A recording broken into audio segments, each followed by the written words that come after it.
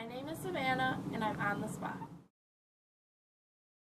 Well, I've always been intrigued with art, but it wasn't really until I got into high school that I became passionate about it because I took an art class and I really enjoyed it, and I said, you know what, I think I'm really good at this, and it was the first time that I could actually say that about myself because really I didn't feel like I fit in or I was good at anything before that. I kind of felt like I was sort of an outcast or maybe a little bit lost because I wasn't a jock, I wasn't, like into sports, I wasn't a cheerleader, I wasn't at these, certain cliques that you have in high school.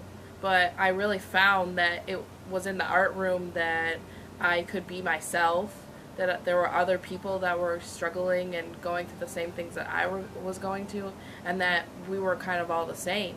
So that was my first intrigue into becoming calling myself an artist and pursuing art. It also broke me in a lot of ways, like you said. It sort of pigeonholed me. I felt pigeonholed into sort of this position that if you don't comply with the way that art is supposed to be, then you're not really truly an artist. But who sets the rules? Like, Yeah. that's what I mean. Is And like, that's what I was saying. That's kind of what I said in my mind, is like, how can you criticize my art when you didn't do it?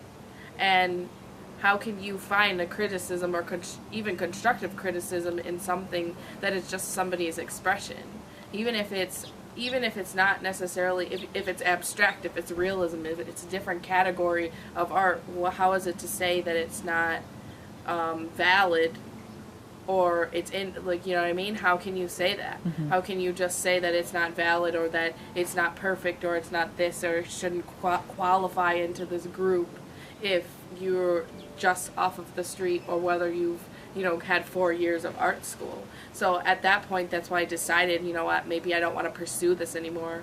Maybe I want to actually break the mold of what art school says and what our society says about artists, and go ahead and become my own artist and do it for myself rather than do it for a group of people that may or may not be there for me. I think it's about whether something is going to be seen as sellable versus whether it is an expression of your ideas or yourself. I think that there's two aspects of art. There's the art, and then there's the selling of art. And that is a totally different thing than the art itself. And that's kind of the reason why I didn't want to get into it, or become go into school to be an artist, was because I realized, wow, you have to in a lot of ways pimp yourself out. You have to be able to have other qualities other than just being a good artist. You have to be able to appeal to a certain type of people. You have to be able to sell what you're selling, your idea. You have to be able to market yourself. You have to be able to network. You have to be able to do all of these things that has to do with the selling of art. And that as a whole, that is probably 90% of the aspect of being an artist versus the 10% of actually doing the art. the art. Do you feel that your art is different because of your background? I mean, your mom's white and your dad is African American, so you're a mixed child. Do you feel that because you have two completely different cultures, that your art shows that, or do you deviate from that, or do you have a stronger voice because you're a child of a mixed race? I think that I have a stronger voice because I feel like because I have a mixed race, I'm more apt to just seeing people as human beings. I was never taught and never grew up to see myself as black or white or mixed. I never was taught to just see my dad as black or my mom as white. I was taught to see them as human beings. So as an artist, that is what I try to do. I try to speak to the human nature. I try to, through my symbolism and through the medium and through the way that I make my pictures, I try to speak to people their soul, you know what I mean, as human beings, who we really are. And I think that my race has really played a big part in that, because I found out at a young age that it really didn't matter about whether you were black, white, Indian, Native American, you know, whether you came from a Christian family, a Muslim family, a Jewish family. It really doesn't matter what your background is, because we are all innately the same. Why do you think Frida Kahlo is so loved by not just Latinos? I mean, she's revered the world over. What do you think it was about her art that has allowed people to see or feel her pain? Like, what was it about her art? Well, No. her art was dark. I think it was one of the first times that not only has a woman been kind of seen as a famous artist, but also was the first time that somebody actually put in onto paper or put into an expression, a symbolism of how sometimes women can feel.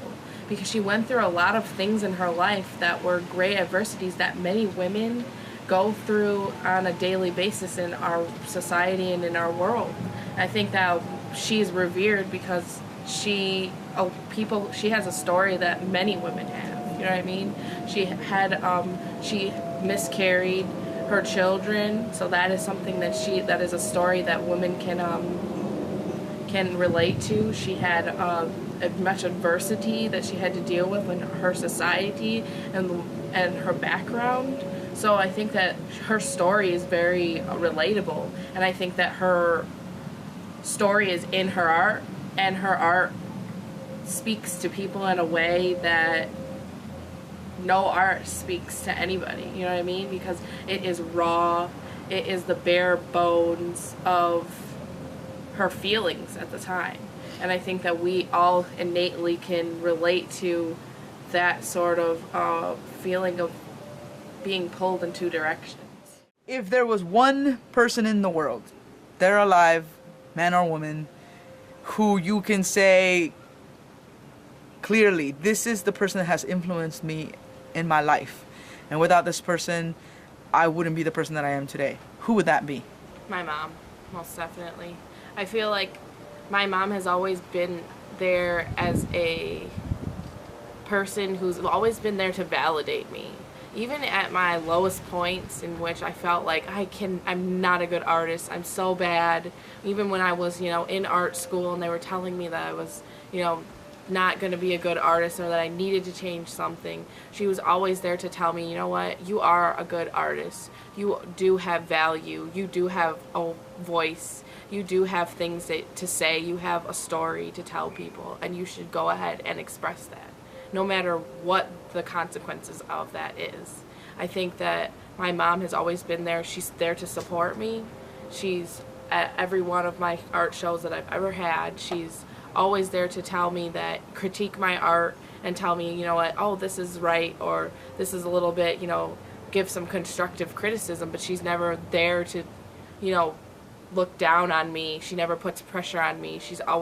She was actually the person that influenced me to become an artist, because if she hadn't given me a pastel set when I was turning 4, then I don't think I would right now be an artist. I may be, in sports or, something else, but she was the person that was always there to encourage me. And even when I didn't think that I could do it, she told me that I could. She told me, you know what, you have it within you. I believe that you have it. And just because she had that faith in me, I continued on my journey to getting to this point in which I can be a part of this awesome show.